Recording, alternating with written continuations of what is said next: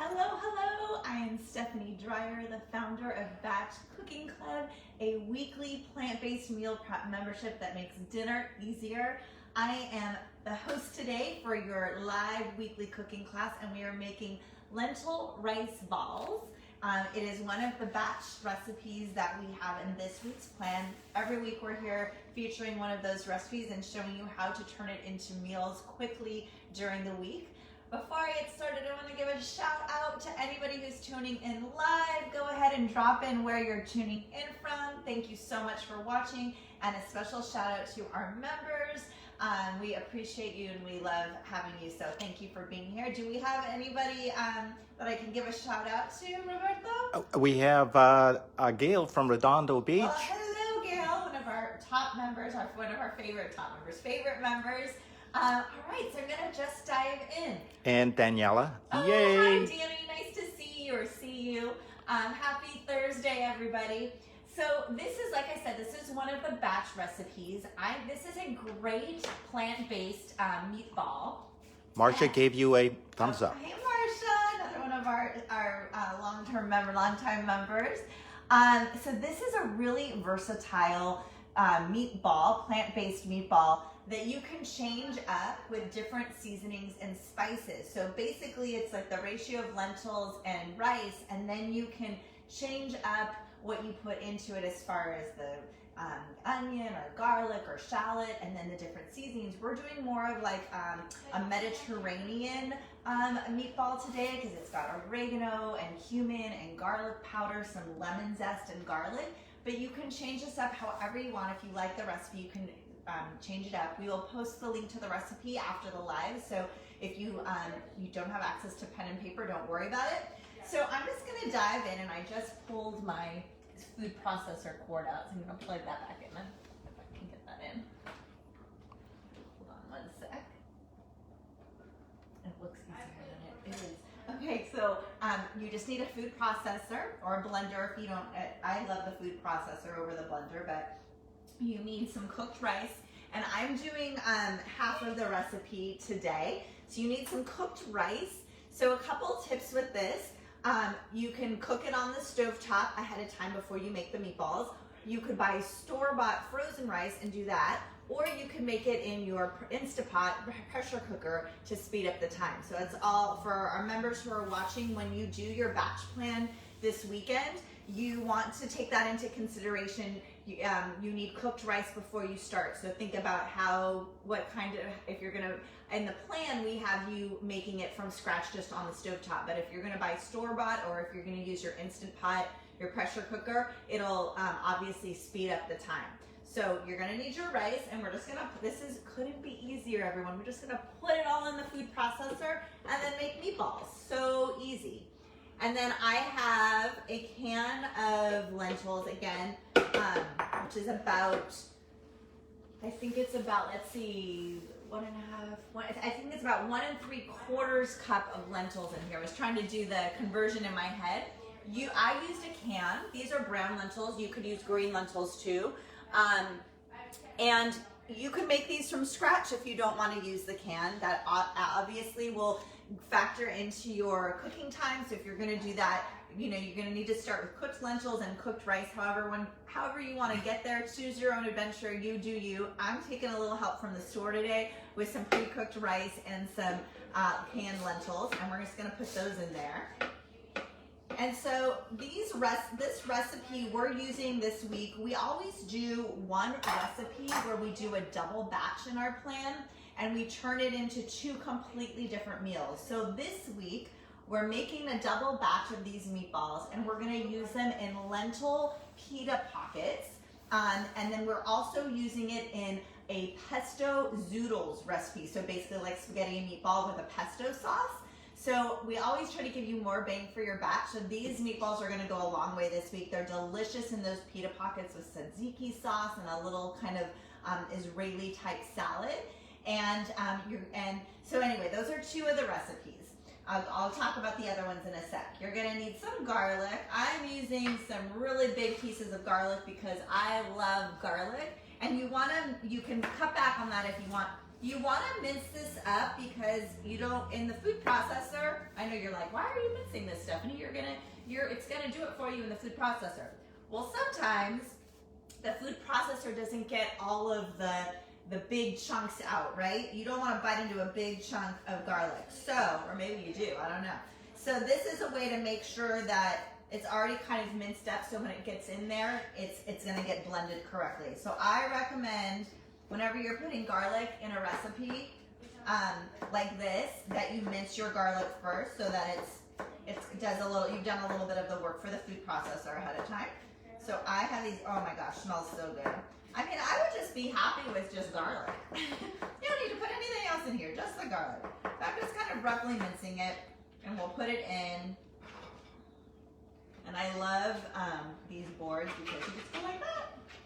And you scoop that in. Okay, so now for the seasonings. As I mentioned, we're doing kind of a Mediterranean bowl because we're serving these with the pesto zoodles and also those Mediterranean pita pockets, if you will. So I have got a mix here of sea salt, oregano, and cumin, and sea salt and garlic powder, more garlic, of course. So I'm just gonna put that in there, and this will all get zhuzhed around. Okay, and then we're gonna do a little bit of lemon zest, and then we're gonna mix this all together and make some meatballs. So the other recipes in this week's plan, as I mentioned, if you're new to Batch Cooking Club, and if members, if you haven't checked out your plan, it's waiting for you in the portal. We have an eggless Spanish tortilla, and it's made with, it's soy-free. We use chickpea flour, or AKA garbanzo bean flour, instead of like a tofu mix. And one of the batch recipes this week, so we give you 4 dinners, and then we give you 4 to 6 recipes that you can prep on the weekend to speed up your dinners later in the week. So for that Spanish tortilla, you're gonna roast your vegetables. You're gonna roast some saffron potatoes and onions on the weekend, and then basically that tortilla comes together so easily. You just mix up your chickpea batter, throw it in a pan with the vegetables, and it bakes. It's super easy. And then we also have the, what was I gonna say? We have a stew. It's getting, like, I'm in California, a Los Angeles area. It's finally feeling like winter over here. I know the other parts of the country have had their fair share, but we're finally getting that chilly weather, which is so nice. So I've been including a soup or stew in the meals pretty much every week, just to have that hearty feel. So we have a white bean stew that has chickpeas and white beans and potatoes, and it kind of has like a soupy kind of feel to it because you have the like heartiness of the potatoes and the beans, but we puree it so that you also get kind of like that thicker soupy kind of feel to it as well. Really delicious. I love when I do my batch cooking on Sundays, I love to do my 4 to 6 recipes, and then I like to take, if I'm making like a soup, for example, if that's in my plan, I love to serve that for dinner that night, because then it's like I've already done my cooking for the day, and then I can eat the leftovers throughout the week. Do we have any questions? Daniela has a few questions. Okay, Danny, shoot. About the pesto for the zoodle. Oh, hold on, sorry. I didn't mean to do that.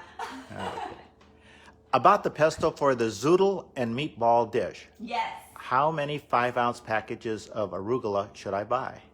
Okay, so I don't have the recipe in front of me. So we're for the pesto zoodles, we are, one of the batch cook recipes is a lemony arugula pesto. I don't have the recipe in front of me. I want to say it's 8 cups that you need. So I would, and I don't know off the top of my head, look at the back of the bag. It usually tells you how many cups are in the bag. Usually like a regular bag of arugula is, I think it's a little bit more than 4 cups. So you might, a 5-ounce bag or an 8-ounce bag, I think is a little bit more than 4 cups, or about 4 cups. But you're gonna have to, you might have to look at the back, and usually, like I just look at the back and it usually says servings. The serving size is 1 cup, and then it tells me how many servings. So see if, I don't know if that helps you. Does that help you? Also, Yes. can we use other grains in addition to the brown rice for the meatballs? I don't think I have enough brown rice. Oh, I love that question. So she doesn't have Daniela said it calls for 8 cups. 8 cups. So I think you're going to need 2 bags of 5 ounces of arugula.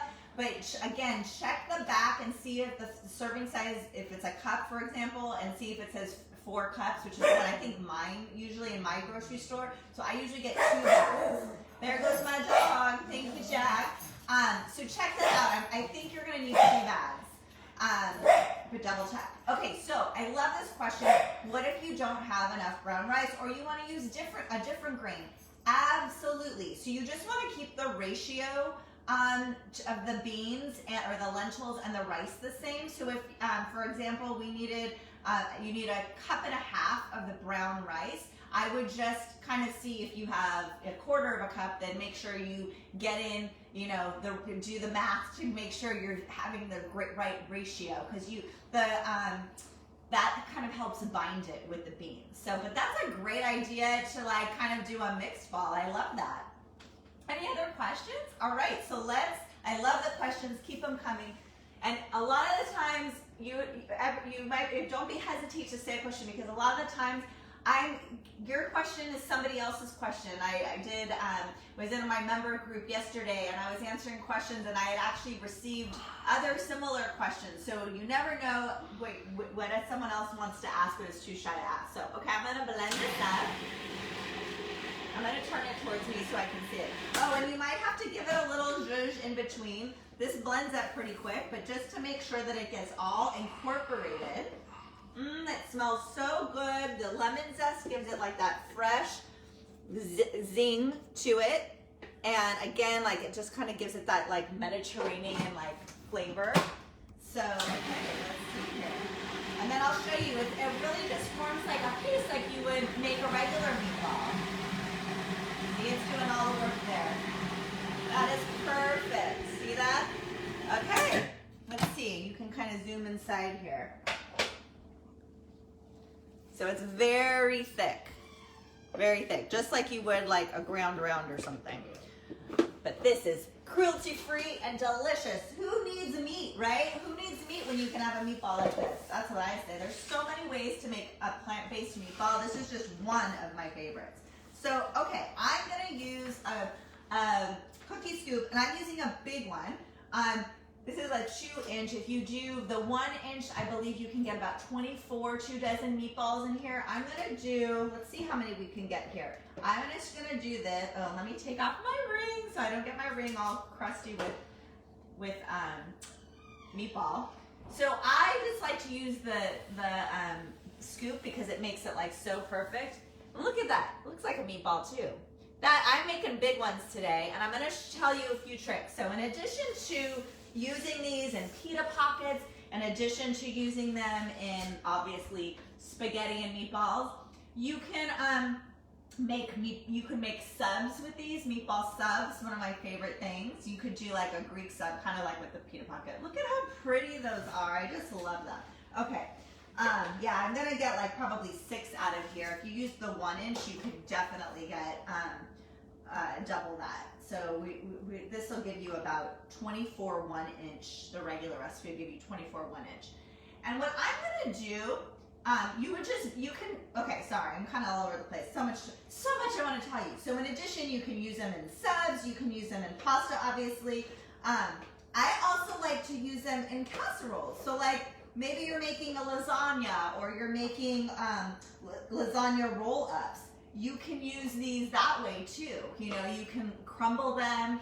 You could crumble them in, like saute them and then crumble them and put them in, like layer them in a lasagna or what have you, a ziti, something like that. So there's a lot of different ways you can use them, especially depending on how you season them. Say you wanted more of a like Latin flavor, you could put them like make an album de glace, a meatball soup, and use them that way. So you can have a lot of fun with these meatballs. What you're gonna do to cook them up, our recipe calls to bake them because we're being a little healthy. You could also fry them just as well. And what I'm going to do, because I'm not gonna eat my meatballs right away, I'm gonna put these like this in the freezer. I'm gonna let them freeze. and then I will take them out and I will store them in a glass airtight container after they're already frozen. And then when it goes time to cook them, I can just heat my oven and put them in the oven and cook them for probably about 25, 30-ish minutes straight from frozen. If we let them thaw, they would take less.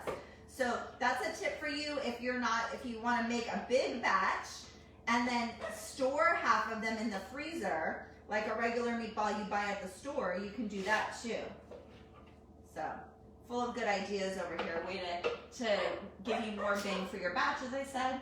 Yeah, we're gonna get exactly 6. I planned that just right. Ooh, and it smells so good. Any other questions while I'm dishing up the rest of this here? Okay, so let me tell you about, I told you about the rest of the menu. The recipes that we're batch cooking this weekend are the lemony arugula pesto for those zoodles, these meatballs, the soup, that white bean stew that I told you about, also doing those saffron potatoes and onions that go in that eggless Spanish tortilla, and we also have that vegan tzatziki sauce that's gonna go on these pita pockets. So I think that, what was that, 4 or 5 recipes? We always give you 4 to 6 recipes.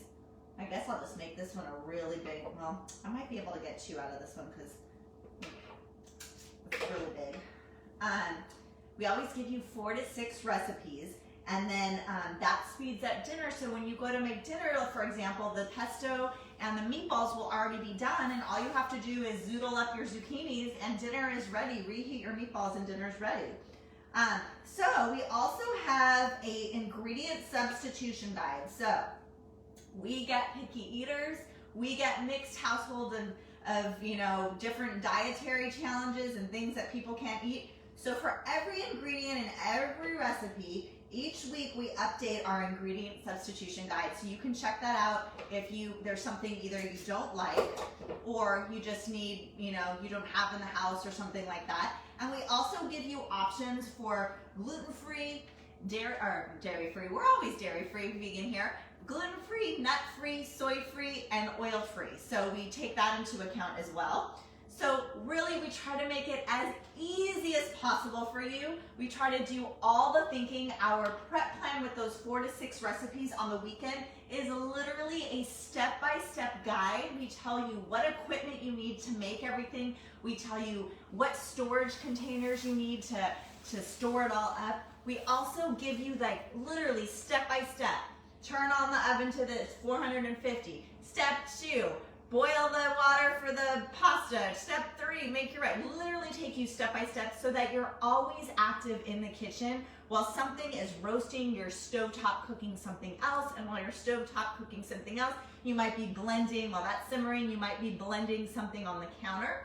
We get you in and out of the kitchen in 2 hours or less with those 4 to 6 recipes. And then dinner during the week is just anywhere from 15 to 30 minutes. So try to simplify it for you. And we also have a private Facebook group where I do live Q&A calls every week to help you and answer any questions. So if you're interested in checking us out, head over to batchcookingclub.com and you can learn more. We'd love to invite you to the community. So these are my meatballs. I guess I should stop. I need a better, I was calling them rice balls. Let's call them lentil balls. They're our lentil rice balls. They smell so good, you guys. And so the pesto is really yummy on this. You could also make a gravy. My grandmother used to make her Italian meatballs, and she didn't serve them with marinara. She served them with rice, and she served them with this really yummy mushroomish, kind of like a mushroom gravy. That would be delicious on this. And if you remember watching, we happen to have a delicious gravy in our recipe library. So there's another idea for you. I wouldn't serve them necessarily with rice because we've already got the rice in the meatball. Maybe you could do like a cauliflower rice or a broccoli rice. Totally power it up, veggies. It is Veganuary, so I have to promote the vegan vegetables, the veggies. So these are so versatile. So again, you would bake these or fry them, depending on your preference. And you want to, if you're baking them, you definitely want to rotate them during the cooking time so they get that brown caramelization or crustiness all over. And there you have it. So I wanted, any questions before we wrap up? This was a quick one today. I want to thank everyone for watching. If you're not following us over here on Facebook, make sure you do so that you can get our notifications whenever we have new recipes and stuff. And I'd also love it if you joined us over on Instagram at Batch Cooking Club as well. And then you can always connect with me personally at Veegmama, Veegmama, here on Facebook as well as on Instagram. I share more meal planning tips. I give a little bit of personal application of what I'm doing with my own family, my non-vegan family, and how I make it work for me, and would love to have you as part of my community. So thank you so much for watching. We're here every Thursday, 10:30 a.m. with a new recipe, so we hope to see you next week.